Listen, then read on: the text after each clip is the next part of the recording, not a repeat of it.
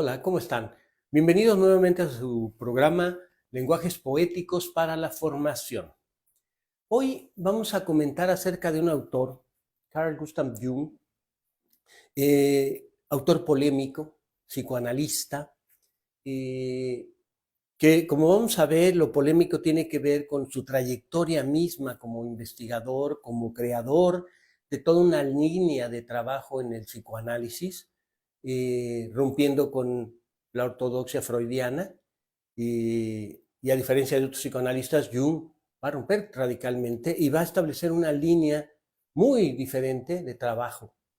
Y su línea de trabajo va a generar bastante polémica porque se va por senderos que la ciencia occidental no tenía considerados como válidos o pertinentes.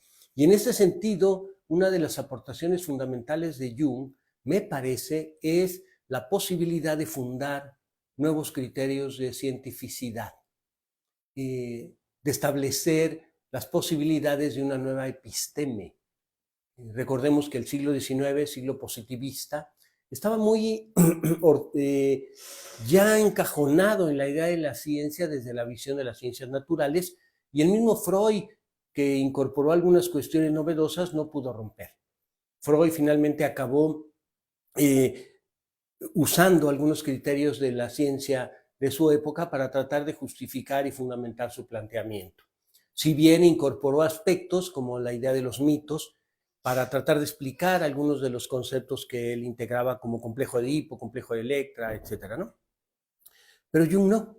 Jung se va a ir radicalmente al extremo y va a hablar de toda una serie de elementos que tienen que ver con la complejidad de la mente humana. Una complejidad que Jung mismo va a decir, aún con la aclaración de sus diferentes conceptos, que finalmente comprenderlos es algo tan complicado que requiere profundizar precisamente, ya no solo en su teoría psicoanalítica, sino también en la mitología. Y es aquí donde, insisto, rompe los esquemas de la episteme de la época, tratando de fundar una nueva, porque los mitos no son para explicar la ciencia, sino los mitos son otra forma de comprender el mundo que rompe la racionalidad de la ciencia. Y en este sentido, muchos autores posteriores a él hablarán de una racionalidad mítica o de una racionalidad poética. Y precisamente lo que abre Jung es esa posibilidad poética de comprensión de la mente humana. Pero para fundar esta nueva episteme, entonces va a tener que incorporar una serie de conceptos que le den validez y pertinencia a su planteamiento. Entre los conceptos principales de la teoría de Jung está arquetipos, inconsciente colectivo, proceso de individuación, ánima y animus, que refieren al alma en la visión occidental y al Atman en la versión oriental. Cada uno de ellos va a abrir camino, decía, en la comprensión de la mente. Quizá los dos más importantes en términos conceptuales sean el de arquetipos y el de inconsciente colectivo, porque además están íntimamente interconectados. A diferencia de Freud, que decía, usaba los mitos para explicar sus conceptos, Jung lo que va a hacer es decir que a lo largo de la historia de la humanidad se han construido una serie de arquetipos, es decir, de ideas que fundan una serie de elementos valorales, cognitivos, apreciativos, subjetivos, etcétera, que van a servir como base para el comportamiento humano. En este sentido, tenemos el arquetipo del sabio, tenemos el arquetipo del héroe, tenemos el arquetipo de la madre, tenemos el arquetipo de la bruja, etcétera, etcétera, ¿no? Quizás puedan visualizar de mejor manera esta idea de los arquetipos en la literatura a partir del libro de Pincola que se llama Mujeres que corren con los lobos. Se los recomiendo mucho, me parece que es de los mejores estudios junguianos que analiza los arquetipos, en este caso los arquetipos de la mujer, ¿no? Entonces, estos arquetipos no es que estén ahí en el consciente diciéndonos haz esto, sino precisamente se asientan en el inconsciente colectivo y a partir de ahí establecen pautas de comportamiento inconscientes que constituyen lo que Jung después desarrollará como la sombra, aunque el concepto de sombra es mucho más abarcativo. Es decir, en el inconsciente colectivo encontramos los arquetipos que van a regular acciones humanas y comportamientos humanos, inconscientes y por lo tanto se encuentran en el marco de la sombra. El arquetipo de la madre quizás sea uno de los que podamos o nos pueda servir mejor de ejemplo, ¿no? ¿Por qué? Porque la idea de la madre se funda precisamente en una mujer virgen que después pierde su virginidad para ser fértil, procrear un hijo, cuidarlo, y a partir de eso, la bondad, la belleza, el amor y toda una serie de valoraciones y creencias surgen a partir de esa idea de la madre. Entonces, cuando alguna mujer rompe ese esquema de la maternidad, está rompiendo realmente en nuestro inconsciente el arquetipo y por tanto genera rechazo, genera actitudes de violencia incluso, porque ha roto el arquetipo que creemos todos es fundamental para mantener o preservar la maternidad, la idea de madre, el ser madre en la sociedad, ¿no? Esto es muy importante para los estudios feministas, me parece, porque el hombre tiene sus arquetipos, pero en esos arquetipos se encuentra también asentada la idea del alma, que Jung va a decir el hombre tiene alma, ánima y animus. El animus sería el alma directamente masculina y el ánima sería la parte femenina del alma en el hombre. En la mujer sería la inversa. La mujer tiene un ánima, pero tiene una parte masculina que le denominará Jung el animus. Y esto, decía, es muy relevante en los estudios de género, porque tiene que ver precisamente con cómo cada uno de nosotros cuenta con elementos masculinos y femeninos en mayor o menor medida. Entonces, y no tiene que ver con la homosexualidad o con otro tipo de cuestiones, tiene que ver con el hecho de que como seres biológicos y nuestra mente asentada biológicamente, fisiológicamente, ¿sí?, poseemos una serie de rasgos que tienen que ver con lo masculino y lo femenino. Pero la mente en su complejidad hace que estos se articulen de tal manera que nuestros comportamientos tiendan a lo masculino, aunque tengamos expresiones femeninas o de feminidad, como la sensibilidad, la bondad, la caricia, también el amor, etcétera, etcétera, etcétera, ¿no? Ya que hablo del amor, bueno, el amor también es un arquetipo. Ahora en el 14 de febrero, que estará próximo, ¿no?, lo que observamos es precisamente la cuestión del arquetipo del amor, pero lo asociamos tan mercantilmente que ya usamos un corazoncito, ¿no? Entonces, esa idea del amor también es arquetípica, porque tiene que ver con cómo un comportamiento humano de relación afectiva se establece a partir de ciertos comportamientos, caricias, besos, regalos, apapachos, etcétera, etcétera, ¿no? Pero insisto, está en el inconsciente. Ahora bien, todos estos elementos y conceptos que plantea Jung tienen que ver también con lo que para él va a ser fundamental en el proceso de humanización hacia el siglo XXI, el proceso de individuación. Lo que Jung está planteando es que la humanidad tiene un inconsciente colectivo muy fuerte, pero que la sociedad moderna va a abrir la posibilidad de que ese inconsciente colectivo choque con el inconsciente individual, con el individuo y su personalidad, y entonces emerja ese proceso de individuación de tal manera que nos da miedo ser individuos, porque ser individuos supone ser libres. Y eso hace chocar con los valores del inconsciente colectivo y los arquetipos porque son comunitarios. Esta idea es muy importante para la modernidad porque la modernidad se asienta precisamente en la idea de individuos libres, democráticos, racionales, conscientes. Lo que Jung va a decir es, ese individuo no es consciente, es fundamentalmente inconsciente, pero además su inconsciente es colectivo, pero además tiene arquetipos, pero además teme a la libertad porque está anclado en esos arquetipos y en ese inconsciente colectivo. Entonces el proceso de individuación es conflictivo, es caótico. Les voy a recomendar una novela que me parece que podría ayudarles a entender esta lógica del inconsciente colectivo, Pues desde el nombre de la novela, El corazón de las tinieblas, de Joseph Conrad, es muy, muy interesante. Fíjense cómo pone en el prólogo Jorge Luis Borges. Obra del divino poder, de la suma sabiduría y curiosamente del primer amor, el infierno de Dante, el más famoso de la literatura, es un establecimiento penal en forma de pirámide inversa, poblado por fantasmas de Italia y por inolvidables endecasílabos. Harto más terrible es el de Heart of Darkness, el río de África que remonta el capitán Marlowe, entre orillas de ruinas y de selvas, y que bien puede ser una proyección del abominable Kurz, que es la meta.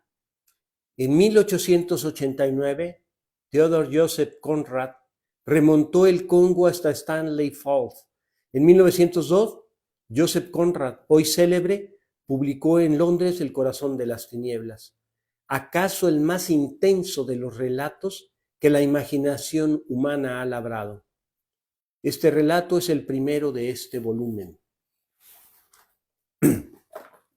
Esta idea de un infierno más terrible que el de Dante y que está en la realidad porque tiene que ver con el Congo, con un lugar de África.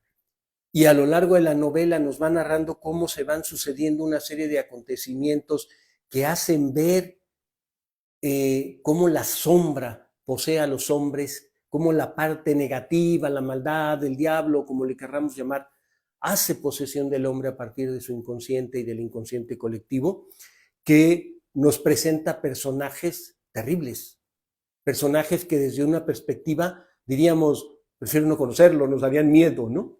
Pero en la novela Joseph Conrad hace precisamente la descripción de esa situación, hablando de cómo en un determinado territorio, en un espacio-tiempo específico, pues emerge esa parte de la humanidad. Bueno, esta parte de la humanidad que alude a la sombra es a la que va a dedicar Jung sus estudios. Se va a dedicar a tratar de comprenderla, porque precisamente al hacernos ver que no es la conciencia la que regula nuestros actos, sino el inconsciente, pero sobre todo el inconsciente colectivo, los arquetipos y la sombra, nos va a hacer ver que en el ser humano se encuentran lo bueno y lo malo, el yin y el yang, lo masculino y lo femenino, el cielo y la tierra, el cielo y el infierno. ¿Sí me explico? Es decir, una dualidad en una unidad, una dualidad que entra en conflicto o está siempre en conflicto, porque en la vida cotidiana pues nos enfrentamos a múltiples situaciones en la que esa parte oscura o la parte luminosa o la parte de la luz van a aflorar o estar presentes. Casi todos queremos la parte de la luz, quisiéramos vivir siempre en la luz, pero esto no es factible porque somos precisamente humanos. Dice Jung en su autobiografía, que es Recuerdos, Sueños, Pensamientos, que también se los recomiendo mucho si quieren adentrarse en el estudio de la obra de Jung. Quizás sea, aunque es de los últimos libros, quizás sea el primero que haya que leer para aquellos que no pertenecen al campo de la psicología, psicoanálisis. Dice Jung, mi vida es la historia de la autorrealización de lo inconsciente. Todo cuanto está en el inconsciente quiere llegar a ser acontecimiento. Y la personalidad también quiere desplegarse a partir de sus condiciones inconscientes y sentirse como un todo. Para exponer este proceso de evolución, no puedo utilizar el lenguaje científico, pues yo no puedo experimentarme como problema científico. Lo que sé es según la intuición interna y lo que el hombre parece ser, subespecie alternativa, se puede expresar solo mediante un mito. El mito es más individual y expresa la vida con mayor exactitud que la ciencia. La ciencia trabaja con conceptos de término medio que son demasiado generales para dar cuenta de la diversidad subjetiva de una vida individual. La cuestión consiste solamente en si este es mi cuento o mi verdad, refiriéndose a su propia narración. Entonces, fíjense, la ciencia trabaja con conceptos de término medio que son demasiado generales. Por eso, dice Jung, tendremos que trabajar con mitos. A esto me refiero con fundar una nueva episteme. Y tendremos que plantearnos dos caminos posibles. O una nueva ciencia fundada en nuevos criterios, o la creación de una ciencia que prescinda de los criterios que la ciencia del siglo XIX y principios del XX fundó para crear nuevas disciplinas cuya cientificidad se apoye, se fundamente en mitos, en ritos y en otro tipo de creencias. Y en este sentido de los mitos fue que Jung a lo largo de su vida se fue acercando primero y curiosamente a la filosofía oriental, fundamentalmente la china, y conoció a Wilhelm Reich, que tradujo el I Ching, el libro de la sabiduría chino, y el Tao Te Ching, el libro básico del taoísmo o del Tao. Y a partir de que Jung los conoció, los leyó, los estudió, no solo escribió el prólogo, sino le cambiaron totalmente la mentalidad. Y a partir de eso, en esta nueva episteme, va a establecer un criterio que es diferente al de la causa-efecto de la ciencia y que él va a llamar sincronicidad, en armonía con el pensamiento chino. Es decir, para los chinos no hay causa-efecto de un fenómeno o de los fenómenos. Lo que hay es una serie de elementos que se sincronizan en un momento determinado y generan algo, provocan algo. Pero que si cualquiera de esos elementos tiene un mínimo menor, un máximo, eso se va a alterar. No es una causa, son una confluencia de factores, de acontecimientos que trastocan la vida, ¿no? Yo les recomendaría también leer el poema de Jorge Luis Borges, se llama Para una versión del I Ching, en donde precisamente Borges habla de esta sincronización, pero acaba diciendo, pero no te preocupes, en los resquicios de la vida está Dios que acecha. Es decir, finalmente la vida camina, pero siempre habrá algo azaroso que nos haga que esa vida se vaya para un lado o para otro. Y eso irse para un lado o para otro rompe precisamente la relación causa-efecto. Pues bien, Jung, una vez que se adentra en todo este conocimiento de China y de su filosofía, va a darse cuenta que también ahí hay alquimia. Y entonces regresa al estudio de la alquimia en la Edad Media Europea, de la Cábala, del cristianismo, y entonces va a hacer unos análisis muy interesantes sobre lo que la espiritualidad cristiana ha generado, trastocado, fundado, creado en la mente occidental. De hecho, tiene un libro sobre Cristo, diciendo que Cristo es uno de las posibilidades de símbolo del sí mismo. Sí mismo, que significa una categoría psicológica que refiere a la totalidad humana, que incluye al yo, que incluye al inconsciente, que incluye a toda esa personalidad humana. Entonces, dice Jung, el sí mismo es esa categoría de totalidad psíquica, pero Cristo, para la tradición europea, constituye un ejemplo del sí mismo, un arquetipo del sí mismo. ¿Por qué? Porque la identificación con Cristo en términos de comportamiento, de que dio la vida por nosotros, de que la bondad que promulga, el amor que difunde, es un arquetipo porque los seres humanos quisiéramos ser como él. Y en ese sentido, transitar por una vida cristiana, diríamos, ¿no? Entonces, Jung se va a adentrar también, ya al final de su vida, en el conocimiento profundo de los símbolos de la cristiandad. Y estos elementos, tanto la cultura china, el I Ching, el Tao, la vida de Cristo y de otros santos, pues van a hacer que muchos científicos lo consideren no serio en términos de sus criterios de cientificidad. Y por eso hablo de que Jung funda una nueva episteme. Porque lo que está diciendo es, la mente humana es tan compleja que la ciencia con sus criterios no puede ser capaz de comprenderla o explicarla. Necesitamos romper con esos esquemas. Y termino con un pequeño fragmento de uno de los últimos libros de Jung, precisamente a partir de su conocimiento de la cultura china, que se llama El secreto de la flor de oro. Dice, el hecho de lo inconsciente colectivo Es sencillamente la expresión psíquica de la identidad que trasciende todas las diferencias raciales de la estructura del cerebro. Es decir, el inconsciente colectivo no establece diferencias raciales, no establece diferencias de género, porque es estructura psíquica profunda del ser humano. Muchas gracias.